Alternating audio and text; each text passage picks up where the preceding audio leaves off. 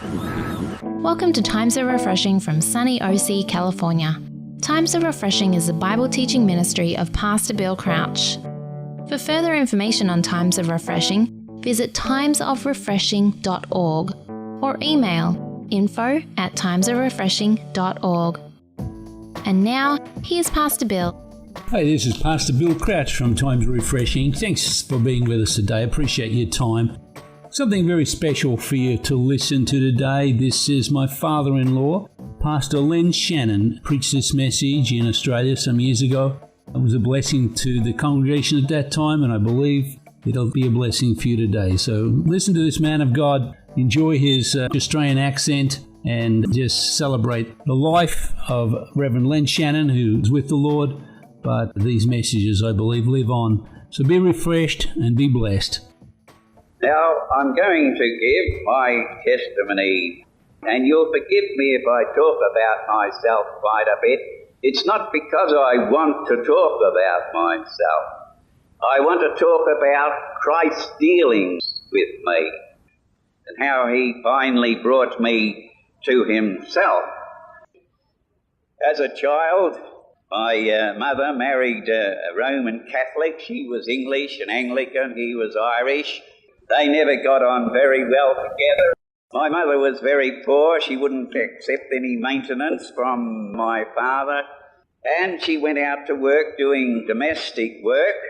My elder brother went to school. I was about 5 years of age at the time. It was during the First World War. And there were two younger ones than that, and I had to look after them while my mother was at work. And my brother was at school. I think my younger sister then was about 2.5, and my younger brother was about 18 months or somewhere about that. So I had to look after these babies, only a baby myself, feeding them and looking after them, and we were a long way from people and right in the middle of the bush. The Lord must have been looking after us, I think, in those days. And I remember on one occasion, men were burning off and it looked as though the whole bush was going up in flames, and I was so terrified I got my younger brother and sister and put them in a go-kart and tore up to the township and the school as fast as I could go, which was a long way off.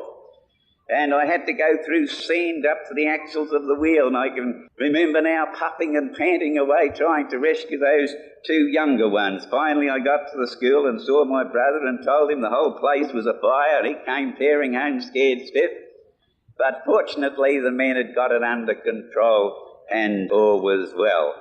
But as things went on and my mother got poorer still, work wasn't easy to get, so she had to put some of us in a home.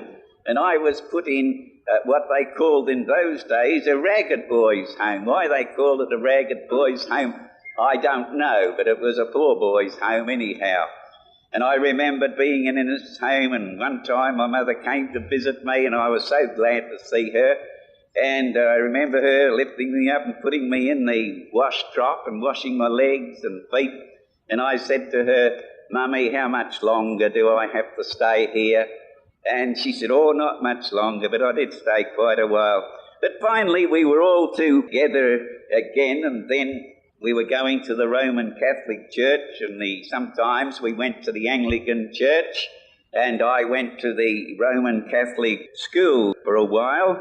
I knew nothing of the other churches apart from the Roman Catholic and Anglican. I think in those early days I thought there were only the two, the Anglican and the Roman Catholic. But however, when I was quite young, I used to love telling stories. I still love telling stories. But in those days, I used to make up a lot of the stories because we didn't have much money to buy books. Although I did love reading, I would go into the public libraries and read up, and I used to love reading about science. And of course, science fiction too. And I used to like reading about the dinosaurs and thunder lizards. And I would come home and I used to have plasticine and I would model all these creatures. And I used to think to myself sometimes about God and wondered what he thought all about it and why he made these sort of animals and such like. But however, when I entered into my teenage days, I left school and went to work, and by this time the depression was developing very much.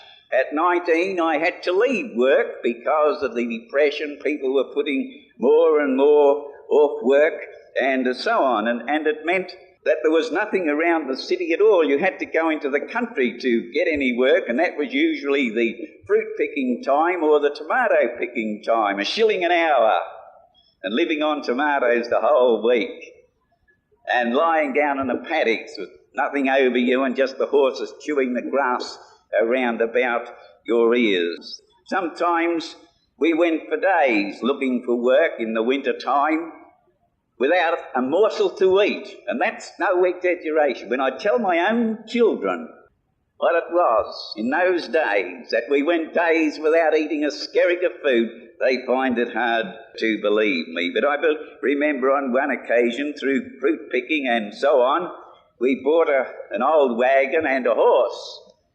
And during the winter time, we thought we'd go up through the countryside, up to New South Wales and through Gippsland, looking for work. And we travelled for days without eating a thing. Whatever food we did get, we gave to the horse.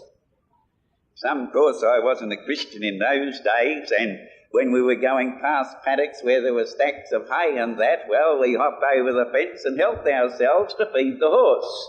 Don't you tell anybody about that, of course. And then one day we came to an apple storage. And we went in, and it was an orchard. We went in to see if there was any work. The man said, "No, I haven't any work, but you can have a case of apples." And we spent the day eating apples, the first food we'd had for days. Apple cores and peelings were all around us. The horse joined in with us. And we had a wonderful time. And I happened to have a couple of old magazines. One of them was Peg's Paper. Do you older ladies remember Peg's Paper? You don't? My goodness, I must be old. Well, they were romantic girls' stories, but far different to many of the books you have today. And so while we were eating apples and passing the time away, I read my two pals' stories from Peg's Paper. Somehow I seem to love telling stories. I remember another occasion we were travelling along. We had a couple of chops we were going to have for tea, and we saw a lost dog on the way. So we picked him up and took him with us. He was so hungry we gave him the chops. Ate them all up, and the rain came, and we're going up Pretty Sally, Pretty Sally along the Hume Highway, and the rain was coming down, and there was a fog, and we had coats on, and we were soaked to the skin because we were walking up the hill. Horse had this big wagon, the dog was on our bed in the wagon. When we got down to the other side and tried to get in the wagon, the dog wouldn't let us. He was that ferocious. We had to push him out with a brow. And then we managed to get a few scones and a billy of tea somewhere, and we lit a bit of a fire and tried to dry our clothes, even though while it was raining, and ate these scones and drank this tea, and the water was coming through the wagon, and we got in and we tried to sleep through the night. But next day we went rabbiting with our dog. He redeemed himself because he caught a few rabbits for us, and we ate some and sold some on the wayside. And however, to go on a bit further, there were times when we managed to go away on young people's camps. I had a friend, a pal of mine, his father often shouted my fare so that I could go on this trip with my mate. So we often went on these camps, and we would sit around these camps, big log fire, and one of them would have an accordion playing away, and then I would tell my stories. The girls liked the love stories, and the boys liked the ghost stories because it made the girls cling closer to them and so on. But as time went on, I gave up going to any church at all, and I began to get a bit of contempt for churches. I felt, the ministers are only in it for what they can get out of it. The collection or offering plate that goes around just goes into their pockets, and there you are. So I didn't have much time for churches, but I did have a belief in God, a belief that never seemed to leave me. And yet I didn't know him. I didn't know how. I never knew what it was to read a Bible, never knew what it was to read any Christian literature, never knew what it was to hear the gospel at all. And let me remind you, people of Kerrang, you don't have to go to Africa or China or anywhere else to find people who haven't heard the gospel, because they're here in Kerrang. They're here in Melbourne, they're here in Australia, they're everywhere. And we need to go out into the highways and byways, and that's how I was brought in. But I mustn't get ahead of myself. But I did believe in God, and as I said earlier, I did a lot of reading, but somehow or other I didn't come across any religious literature till a little bit later on. And yet somehow there was that something in me. I mixed with all kinds of people, and yet I never went their way. There was always that constraining hand. And I would see young people going astray, and though I was a teenager myself, I would try and help them not to go astray.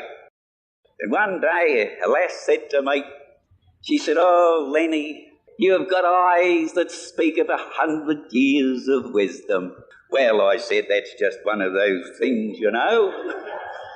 Oh, how I wish she'd been truthful if it had only been true. When I think of all the mistakes that I've made over the years, and some mistakes that I've deeply regretted. You know, there's a verse somewhere which says, "A wise man learns from his mistakes, but a fool repeats them." And I've often been a fool. Oh, how I wished I'd had that wisdom that the girl thought I had. But however, there you are. Now, though I was a teenager, I suppose in some ways I was a little bit above the ordinary teenager, you know, because I had a bit of Father Shannon about me at that time. These young people would come to me and I would tell them a few stories to help them on the way and so on. But I'll tell you this little experience. I had two pals. And, of course, you know, smarty me, well, I could always do the right thing. And I had these two pals, George and Bob. And they were both keen on the same girl. Now, Bob was very aggressive. George was very shy and reserved. So I thought, well, I'm going to help George win this girl. And so he came to me and I told him what to do. Of course, in those days we didn't have motorbikes and motor cars, only the privileged few. So I said, well, why don't you go down to her work and meet her and take her home on your bike? So he took my advice and he did that. Well, things seemed to be going all right for a while, but he got down in the dumps again, said it wasn't going so good. Bob seemed to be far ahead of him. And to cut a long story short, it was New Year's Eve. And, well, you know what happens on New Year's Eve. I don't know whether it still happens, but the idea was when it struck 12 o'clock, everybody kissed one another, wishing them a happy new year and so on. Well, I was at a party this night in a friend's home, and there I saw George looking very lonely and depressed. I said, "Why aren't you with so-and-so?" I said. And he said, "Oh, I don't know, I think she likes Bob better than me." I said, "Oh, faint heart never won fair maid, you know." The party was mainly outside, the weather was good, and we walked inside and into the lounge, and here was this lass. And I said, "George, my boy, here's your opportunity. Look, it's just on 12 o'clock. Go ahead." And you know, he nearly fainted. He said, "What shall I do?" I said, "Go and kiss her, of course. That's what you shall do." He said, "Oh, I just don't know how to go about it, Len." And I was getting a bit desperate because I thought Bob might come through that doorway any tick of the clock and then it would be all over. So I said, "Look, George, you watch me. I'll show you how to do it." Well, I showed him how to do it. Bob didn't win the girl. Neither did George. I did. But, you know, I didn't really mean to do that, but these things happen sometime. But now just 2 or 3 experiences before I get on to my conversion. Well, there was another time when Johnny's wife forgave us because she didn't like us. We always seemed to be causing trouble. And we were invited. We were up in the country town again. We'd been fruit picking. And so we were invited to tea. Now, we had another pal with us named Reg, and Reg was a gentleman in comparison with us, dressed better and always behaved well and so polite and never seemed to be getting into the trouble that we seemed to get into. So we were invited to tea. And Johnny said, now you've got to behave yourself. So we all went in, sitting prim and proper while his wife was busily getting the tea ready. And then Johnny said to Cyril and myself, he said, what about coming out and help me pick some tomatoes? So out we went to pick these tomatoes. Well, Johnny, you know, our boss, he had a sense of humour and he couldn't resist. He found a very ripe tomato and he threw it at me. That was the end of it. Tomatoes flew everywhere. We pulled up every bush. We covered him from head to foot in tomatoes. We chased him around the house, tomatoes all over the house. And his wife was wondering what was happening. She said, what's going on out there, Reg? Reg knew what was happening, but he didn't like to say. So she went out and she saw what was happening. She was so wild, she went and got a dish full of dirty, greasy washing up water. She said to Reg, I'll give them this. And so she came out to throw this over us. She let fly, but unfortunately her husband got in the way and copped the lot.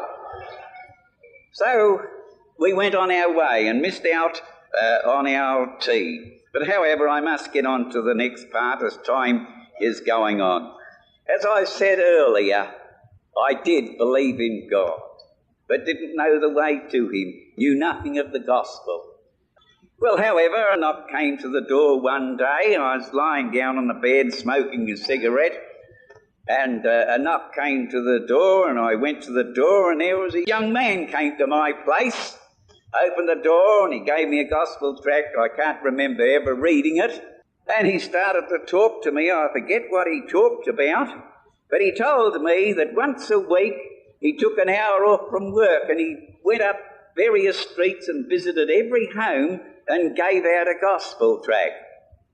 And I listened to him. There was something about him that impressed me. He looked so sincere. There was that something about him that seemed to grip me. And so he said, would you like to come up to my house one night? He said, perhaps next Wednesday night. And I said, oh, I'll think about it. And he gave me the address and off he went. It made me think of a time when I heard a knock at the door and opened the door, and there was a minister in his clerical collar. And as I said earlier, I didn't like ministers. And he came to see if there were any Anglicans in the place. I said, no, there aren't. And I slammed the door in the poor man's face. You know, that must have been very discouraging to that man. But that man doesn't know that the man who slammed the door in his face is now a minister of the gospel. However, I went up to this lad's place on the Wednesday night. He seemed such a nice young fellow, and I thought, well, I'll go up there. I've got nothing to do. So I went up there, introduced me to the lady of the house, and she started to talk to me. They both started to talk to me about the Bible and so on and so on. It seemed all so foreign to me. I didn't know what they were talking about. I'd never heard of it before. And I said, well, I've repented many times, and New Year's Eve I've made resolutions, and I've tried to reform, and I believe in God, but somehow I don't seem to be any better for it. And then just before I was going home, the lady asked me a question that I had never heard before. She said, are you saved? I thought, what in the world is she talking about? I thought, I'm all right. She must mean something about after death or something rather, I thought. I said, oh, well, I don't know. Who can know? And so I left and I went on my way home. But I promised to go to a little fellowship meeting they were holding the next week.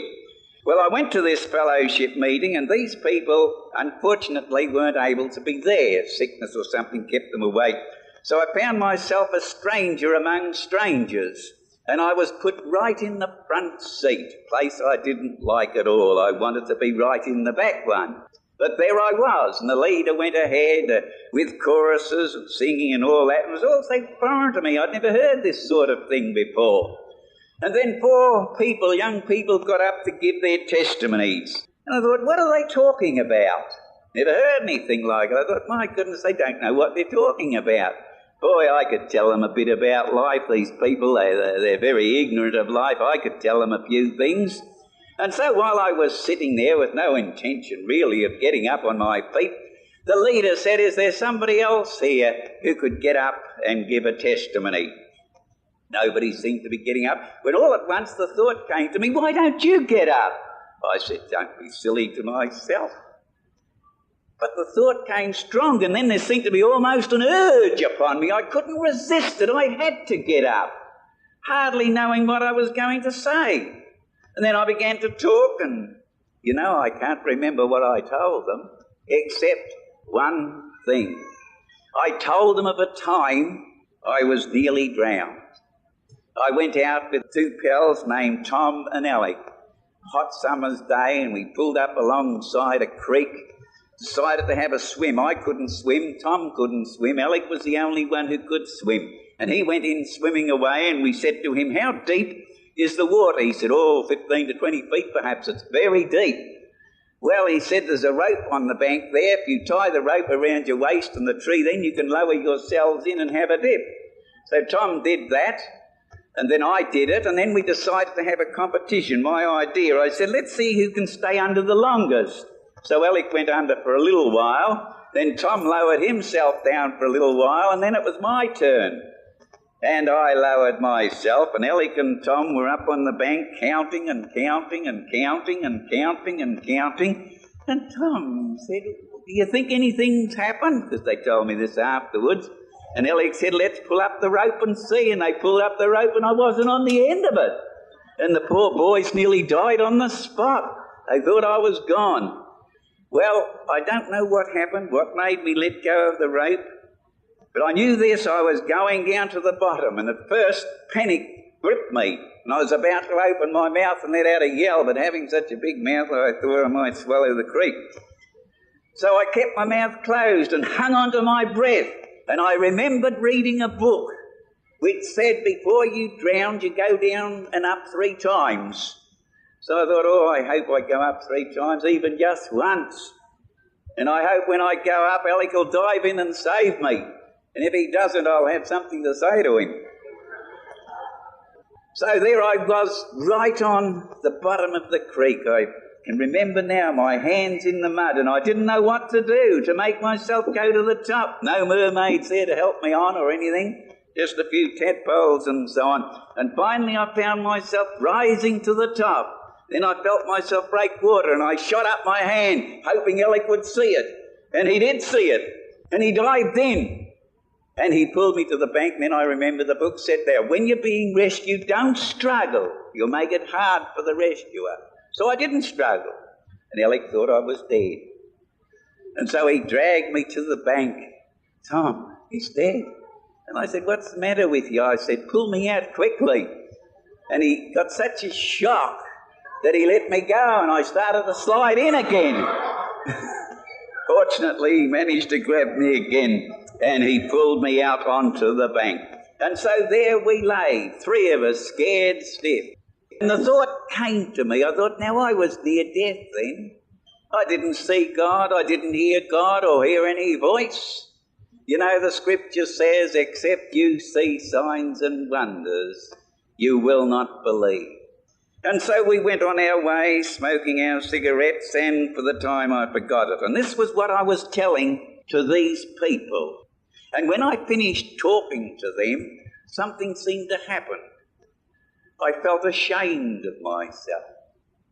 And the people before me seemed to vanish. I forgot all about them. And it seemed as though I was in some presence that I couldn't understand. And I felt dreadful, guilty, lost, helpless.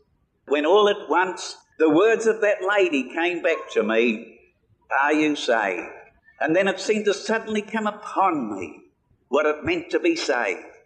And I said, as for being saved, I'm saved now. Christ in me, and I in Christ.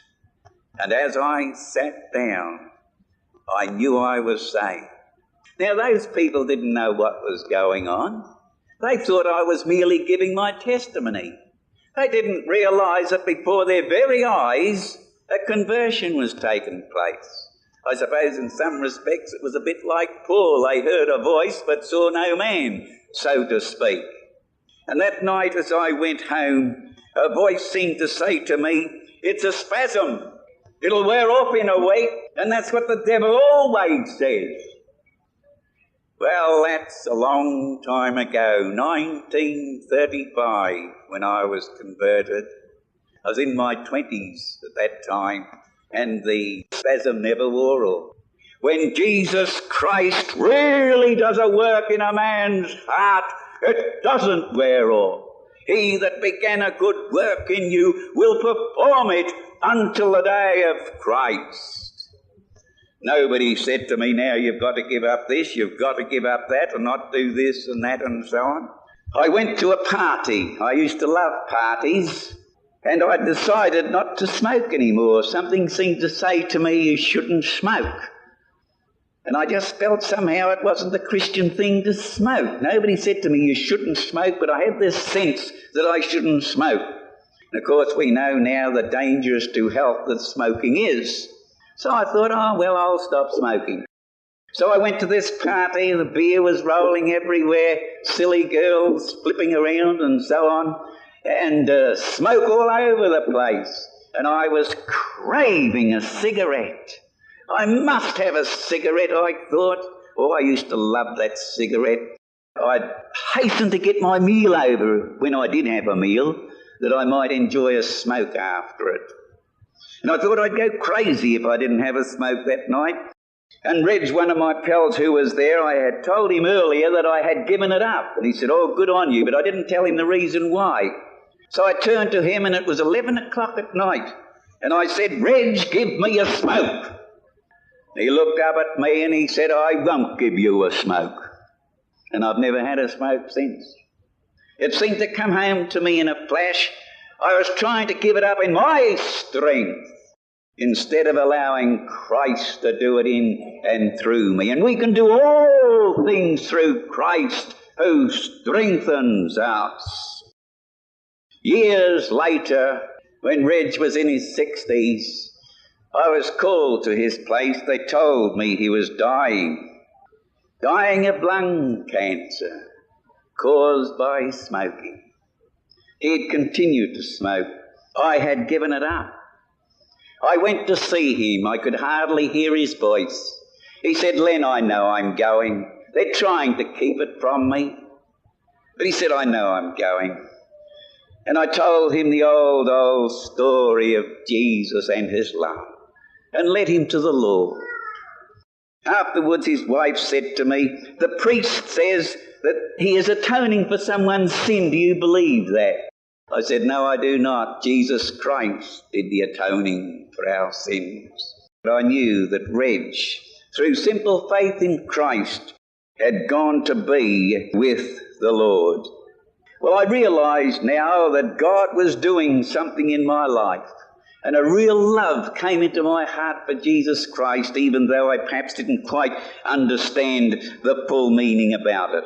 I used to go down to a pal's place every Sunday night for tea, and afterwards we'd have music and dancing and such like and so on. I would go down now and I wouldn't stay. I went off the church, but I never told them where I was going. And so Alec, one of my best pals, said to me, he said, Len, what's the matter with you? You seem so different. He said, every Sunday night now, soon after tea, you sneak off somewhere. He said, who's this little blonde you've got hidden somewhere? Has she got a sister? I said, would you like to come along and meet her? He said, too right. I said, right, come. And so he came along with me and I took him to church. Poor boy, he nearly died. Such a shock he got. But he shook me by the hand. He said, I'm your pal more than ever now, Len. But just the same, he went about telling others that I had taken to religion and become a wowser and all that kind of thing and so on. But I was conscious of a new power that had come into my life, that gave me victory over the things that had me beaten once before. I remember I went to a camp and they were passing the beer around the log fire, and it came to my turn to have a drink. I said, no, I'm not touching this stuff. And they said, what's the matter? Can't you take a little? I said, I could drink all that and not turn a hair. They said, let's see you do it. I said, right. And I lifted it up. I put it down. I said, no, I'm not touching it. I realized that I was a new creature in Christ, and there was that constraining power there. And I opened up the 8th chapter of Romans, which says, if any man has not the Spirit of Christ, he is none of his. And I knew that I had the Spirit of Christ, that I had indeed been born of the Spirit of God. And then I passed through the waters of baptism. I didn't know what the waters of baptism was about. Nobody explained it to me except some folks said, well, now you're a Christian, you should be baptized. But nobody explained to me what it was about, or what it was for, except that it was a commandment. And I said, well, I don't know much about it, but if it's a commandment, I'm prepared to follow my Lord and keep that commandment. And so I was told to come along the next Sunday night and queue up with the rest. Nobody spoke to me. The minister never spoke to me or anything. I could have been unconverted, goodness knows what. So that night I was baptized. But though I didn't fully understand it, it meant a tremendous lot to me in this, that I was following my Lord's commandment. However, I felt I wanted something deeper. I wanted to learn the Word more. I wanted to delve into the Scriptures. And so somebody told me about the Collingwood pre-breakfast mission, where they fed the poor children of Collingwood. They got up at 6:30 in the morning to get a breakfast ready. And so I went down there, 6:30 in the morning, giving a breakfast to the children, then gospel songs and stories, and then a service at 11 o'clock. Then before the service, we went and gave out tracts to the various ones. And I remember going back to some of the homes that I once used to frequent and walking in when they were playing poker. There they were all gathered around, and I bent over in the middle of them and put a gospel tract. Well, then we'd have an open-air meeting, then a fellowship tea, and then a gospel meeting afterwards, and I enjoyed every bit of it. To me, it was heaven indeed. Then I was out of work. I said, Lord, you know how hard it is to get work. And then one morning, it was after 8 o'clock, I knelt down. I said, Lord, I do need a job. I said, Lord, I'm going to put you to the test. You've saved me. Give me a job in the first place that I go into. And God did exactly that. He's not some sadist who wants you to make yourself uncomfortable or hurt yourself before you can please Him. He's a God who wants His children to converse with Him, to talk with Him, so that He may show them how He can meet their needs. Well, I had left home because I couldn't get on with the rest of the family. My elder brother was communistic and so on. Later on, my mother was dying with cancer, and I went to the hospital and had the joy of leading her to the Lord. Well, then I went to Ivanhoe to do some work. I was working in a fruit shop, and I was wondering what the churches were like in Ivanhoe. And the man I was working for said, see that little fellow over there outside sitting up against the wall with a bike, eating his lunch? I said, yes. He said, he's Howard Wicks. He belongs to the Baptist church. First time I'd heard of a Baptist church. So he said, you go and talk to him. So I went and talked to him, and Howard said, come to our Christian Endeavour on a Tuesday night. And so I went to Christian Endeavour, and that's how I got to know the Baptist. And Christian Endeavour was a tremendous help to me in those days. To make a long story short, through Christian Endeavour I learnt to read the Scriptures and to lead a meeting and to write a paper and to give a message. And soon I was on a local preacher's plan. I was preaching in all of the churches, and especially in the Methodist. I was on several Methodist local plans. But however, just before that, I was taken to a Methodist church, and a minister by the name of Jennings was preaching. He was an elderly man, and he was preaching on God Wants a Man. And I thought, well, that's a very good address. And afterwards, when we were going out, and I didn't know him, and just as I was going out, he looked at me and he suddenly grabbed me by the hand, and he said, do you believe you could be a man that God wants? I said, oh, yes, I suppose so, and I felt a bit scared the way he looked at me. He said, you're that man, you're that man. And I was terribly afraid and, wondered whether he was all right and so on. But however, I went home and I thought a great deal more about it. Then I began to like the idea. I thought maybe God's got something special for me. Maybe He's going to make me a John Wesley, and I'll see the thousands coming to me to hear the gospel. Or maybe He's going to make me a C.H. Spurgeon. Kings and dukes and goodness knows what will be coming to hear me preach. I thought, oh, this sounds all right. Of course, Billy Graham hadn't come on the scene yet at that time. And then I was invited to preach at a little Methodist church. And I went there to preach, hoping I would see the long queues and so on and so forth. I went in, the steward came, opened up the place, and waiting a while for the crowds to come. Somehow they didn't seem to come.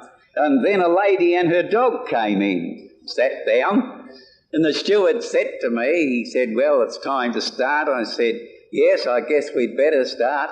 He said, will I put the dog out? I said, goodness no. I said, the congregation's small enough as it is. So he didn't put the dog out, but it humbled me into the dust. And then somebody said to me, why don't you go in for the Baptist Home Missionary? I didn't feel like going into the ministry. I had no intention, no desire. But anyhow, I was pestered, so I went along to see the secretary of the Baptist Union, and I was told he was a very fatherly man.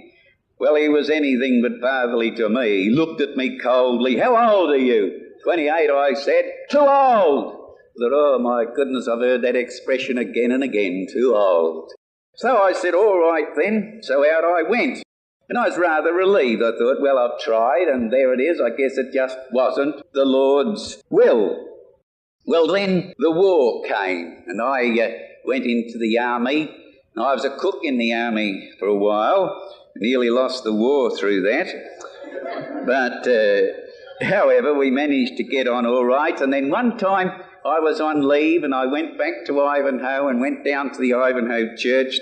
And they had the Reverend J.E. Newnham, and he was showing films on home mission work. And somebody spoke to him about me, and he said, have you ever thought of coming into the ministry?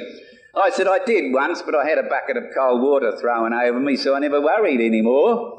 And he said, I'd like you to think about it a bit more. I said, well, look, I was told then I was too old, and I'm older now. He said, anyhow, think about it and pray about it. I said, all right, and put it out of my mind and went back. But I did begin to think about it and began to pray about it. And while I was still on leave, I went and saw J.E. Newnham again. I thought, maybe the Lord is calling me into this. And I said to him, I said, oh, yes, I'd be happy perhaps to go into the ministry. He said, all right then. But I was thinking when the war was over, you see. And one day I went into the barracks and the sergeant major came up. Shannon, he said, you're discharged. I said, what for?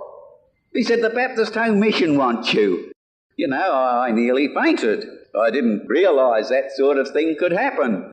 So the next thing I knew, I was out of the army and in the army of the Baptist Home Mission. So I went to see the college committee, and they looked at me, and they said, these are some of the subjects you would have to do. And I looked at them and I was horrified.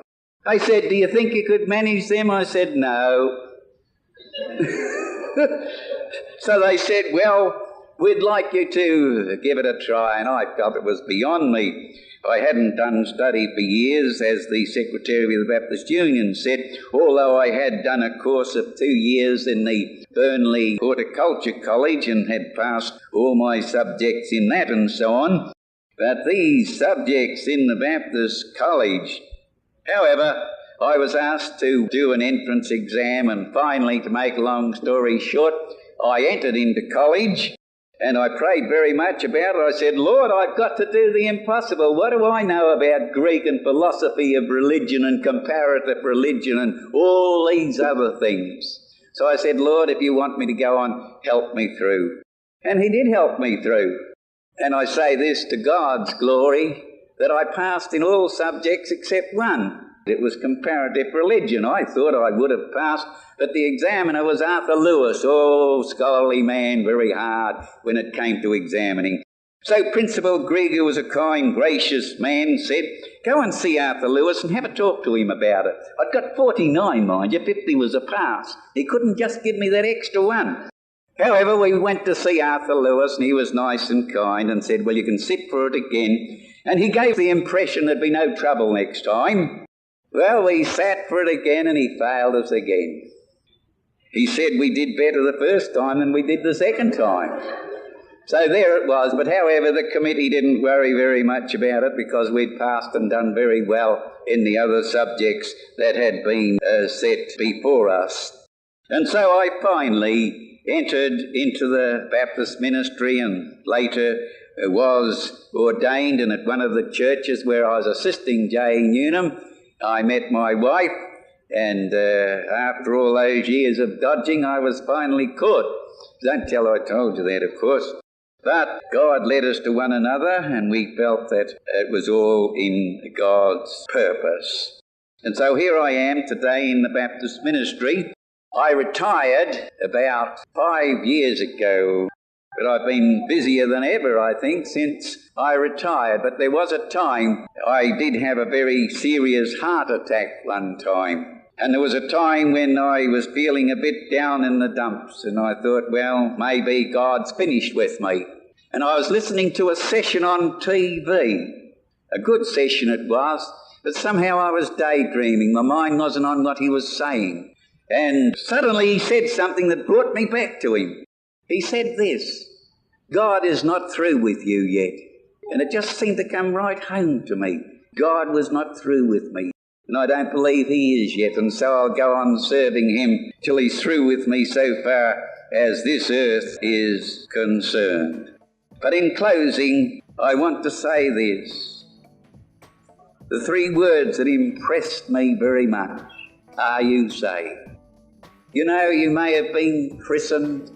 You may have been baptized. You may be a church member. You might give well to the church. But are you saved? Are you saved? And so I leave you with this question. The question that came to me and convicted me. Are you saved? Are you saved?